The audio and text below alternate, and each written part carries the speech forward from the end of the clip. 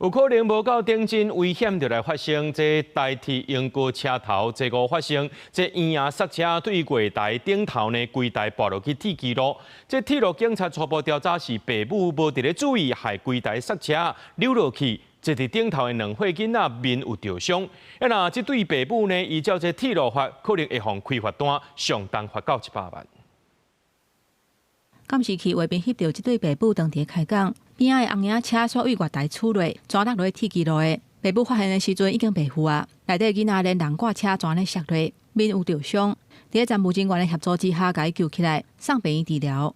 重回事發現場，這裡是月台比較狹窄的部分，台鐵也標示了不要靠近逗留，沒有料到意外還是就此發生。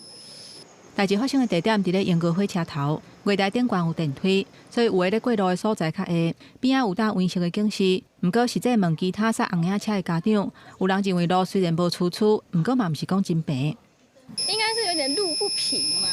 不過我覺得最重要還是剎車一定要踩，對，因為你如果剎車沒踩，其實很容易就滑出去了。台鐵其實各站好像就是遇到這種有電梯的地方，好像多多少少都是比較小的。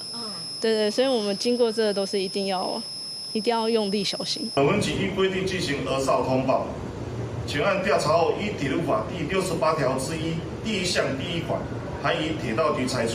鐵路警察初步調查是爸母死甲擦，無甲紅影車救護條，才會致使紅影車出落。加在迄當陣無火車經過，經濟部漂檢局呼籲，若使用剎車，佇個無共情境之下，攏要注意。例如，就是在停車的時候要留意一下地面是否有傾斜的狀況，應該要將那個車輪的剎車的裝置固定，以避免那個車體移動造成翻覆的一個情形。交通部鐵道局表示，初步調查，那像是因為剎車的檔啊無搭落造成的。不過車頭無障礙甲親子友善環境的建置，要有更較嚴格的防護機制，才會當確保坐輪椅的人甲細漢囡仔因單車的時陣的安全。記者綜合報道。